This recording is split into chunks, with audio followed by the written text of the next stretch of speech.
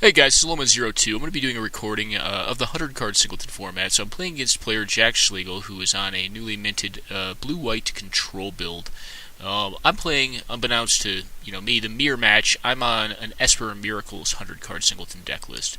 So, going into the game, I look at this hand and I'm like, well, this hand could really be anything. It has some creature proofing in the form of Wrath of God, has a portent, I think it's keepable in the dark. This deck wants a lot of lands. It's on the verge, though. It probably wants one more spell, likely a counter spell, as opposed to, probably the Sunken Hollow.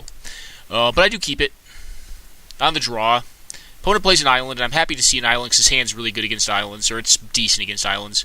My top deck's pretty good, so I have Demonic Tutor, Myriad Landscape. The last card's not great. It's just a Path to Exile, which I assume at some point in time I'll probably use to, path one of my own things, just to get a land drop. Sometimes I use it as a ramp spell in this deck on myself. So I don't run a lot of creatures, so most of them are tokens off of Elspeth or Entreat. So I could have led on the Myriad Landscape, or correction, I could not have that game. Yeah, because I drew into it. I could have played the Myriad Landscape, but I wanted to have Mana Leak up. And or if I drew into a counter spell, I'll be able to counter it. So I go ahead and try to counter the Jace Beleren. So a couple things here before we go on. So my opponent's playing blue-white control. I do think Thematic Compass is decent in the mirror match. I think it's basically like Thawing Glaciers. Although I do think Thawing Glaciers may be a bit better because it never has to flip. This card's kind of bizarre to me. So it's interesting to me because on the one hand, the ability of the artifact before it flips into the land is very controlling. It's very good for control. But only in the mirror. This is not something you really want to do against aggressive decks, or even probably mid-range decks. They'll just beat you down and kill you if you're tapping 3 just to look for a land. I suppose if they just don't do anything and try to play around counter magic, then you can just do this. But if they're a savvy player, they're probably going to force you to counter, because eventually you'll run out of counters or you'll run out of lands, one or the other. And if you're allowed to just do this, while they're playing scared around your counter magic, then you'll just get up on lands anyways, and your top deck will be more live. But the reason it's kind of bizarre to me is because, I think this first ability on the artifact is very good in the control mirror. I think the second part of it is kind of off pattern. It's not good in the same matchup whatsoever. A couple things to note. So I think Daze is actually bad in blue-white control. I would never say it's a bad card. I just don't think, unless you're threatening the opponent heavily, Daze is not really what you want to be doing. I mean, Force of Will, I think there's a very good argument for, and I'm running it again in this deck because the decks have just gotten faster with more of the combo decks that are in the format now. I don't even per se like having to pitch Force of Will, or pitch to Force of Will in this deck, because they're card advantage engines. So Daze does a couple things. One, yeah, you're down a card, but you're also not getting up on mana. So how I think this matchup tends to play out is it's all about two things. One, mana advantage, and two, card advantage. Daze does not give you mana advantage. Yes, it can get a relevant card, but in this case it got a mana leak, and my opponent resolved a Jace Beleren. It's going to draw them 2 and then draw me 1. It also tapped them out on their turn, which means that I'm very likely to be able to get this Demonic Tutor online some point in time soon and try to resolve my own threat. One other note before we move on is Cephalid Coliseum. I do not think this is a good control card. I think it's very much so a combo card. So the thing is, on this deck, yes, you can use this to purify your hand, kind of ditch some bad stuff, but you're down a land drop at that point, and you've committed another land just to do this, which means that you're tapping lower and lower, and you're reducing your overall mana base, which in the control mirror is god-awful. And even against aggressive decks, this is a last-ditch effort, because generally you need to do something time now, or right now, unless you're in the late game. But if you're in the late game, you're already winning. So if you're in the mid game, where you need to have a Wrath right now, you need to at least have 6 mana, which is still a ton, because this thing, is going to force you to use 2. And you go down on the next turn a land drop. So I'm not a big fan of it in this style of deck. I think it's a good card, but just not in this deck. So go ahead and play my Underground Sea. I could have also played the Seachrome Coast at some point in time, but I kind of felt like, after I saw the initial island, that my opponent was probably on some sort of back-to-basics deck, further reinforced by Thematic Compass. The fact that it only fetches basics is kind of telling. So my opponent does go for a land for some reason during their main, but they don't play it, or they played another land anyways. So I go ahead and DT on my turn, find Jace the Mind Sculptor, and figure that this is going to win the game pretty easily, because while Jace Beleren, can draw them two cards and then draw both of us a card, Jace, the Mind Sculptor, is only going to be drawing me cards, so I should go up on this exchange over time. Unfortunately, my hand is not the best. I could have put the Entreat second from top so that I drew it on my turn. But what I want to do is allow my opponent to continue to draw both of us more cards. And my hand's not that good, so I have two Wraths, essentially. I have a Moat and a Supreme Verdict, which I think are utter garbage in this matchup, so I'm just going to discard the Moat and Fuel Delve for later. Opponent goes ahead and draws a card here. Strategically plans. Plays a Bear out.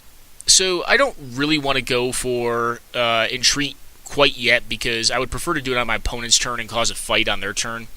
So I want to do it once their Jace is down to 1. So this next turn I'm going to look to set it up on their turn. So when they force us both to draw, I draw into the Entreat the Angels and put them in a bad spot. They cast a bunch of cantrips, a bunch of nonsense, and a Snaring Bridge, a bunch of stuff that doesn't really matter. I have this counter magic, but I don't intend on using it on stuff that doesn't really matter that much. Go ahead and use Jace again to top, put the Entreat on top, and then hide 2 Wrath of Gods, or hide 1 Wrath of God, rather. I will keep the Supreme Verdict over actual Wrath of God due to the fact that it pitches to Force of Will and it's uncounterable, but I don't think it's very good. I only make 2 Angels here because I want to be able to leave up 2 counter spells during this process. And if I force a counter fight and they win the counter fight on their turn, that's fine by me. It just means that I force them to tap out once again on their turn. They play a Dovin Bond here, and I just go ahead and Memory Lapse it. They play out a Serum Visions and do nothing. So I've been left with this Angel. The Thematic Compass finally flips, and at this point, I'm just going to have to utilize Disallow to beat them. I see Power Sink, leave it on top because it's something I know about. It's fine for them to have 1 counter spell. It's not a very efficient counter spell either, and I'm up on mana, so I feel pretty good about this. So I disallow this. They try to Path to Exile. I just go ahead and Spell Pierce this and say, hey, you know, your Jace is now gonzo. And now we're the ones with the card engine, and they're on an open board, and basically they're forced to act. They cast another random Planeswalker.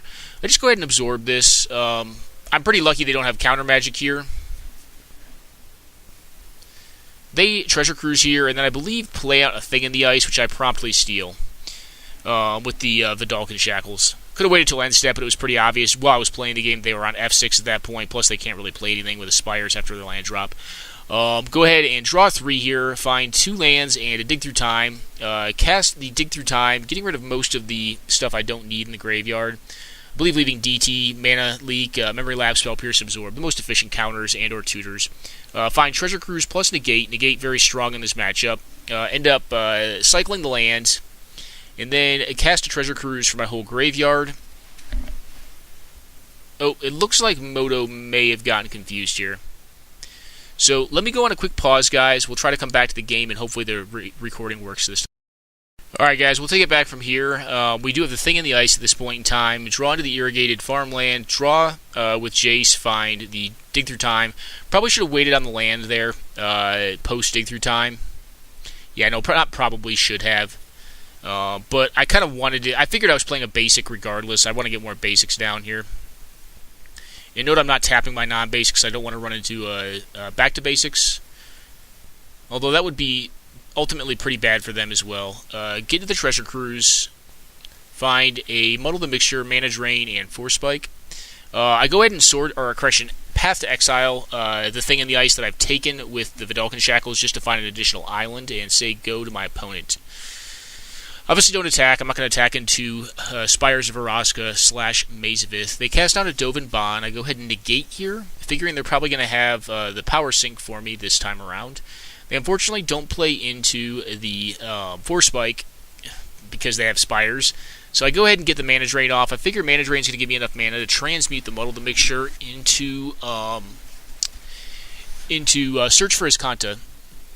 I do go ahead and get rid of the lands there because I figure if I want lands, I can find more lands later on. Plus, I have the 1 fetch, and it, generally speaking, on a deck that's fairly land light at this point, comparative to what it starts off at. I think it tends to ensure that we'll have better top decks. They go ahead and Sleight of Hand here. I like this play out of them, so I go for an Impulse here, find a Force of Will, and then I go for a Mystical Teachings on their end step. I do like how they play this. They go for a Fact or Fiction right here on their end step, which I actually like. The cards they pull are not good. I just give them Field of Ruin or Enlightened Tutor, basically. The Wrath of Gods are bad.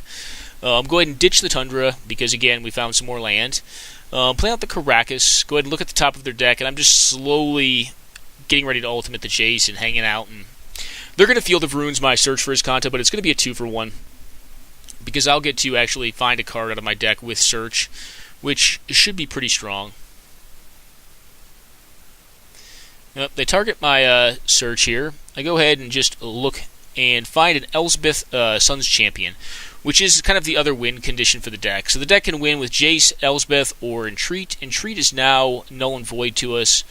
My plan had been to win with the Jace, but I don't think I need an Oblivion Ring. I think Elspeth is just another card that must be answered. So I think I'd rather have something that they have to answer to keep us, the proactive player, and them, the reactive player. Especially when we're up on this many cards and have, the draw engine online. Just makes sense, I think. Make some soldiers. They cycle and miscalc. Yep, I don't disagree with that. That card has gone bad.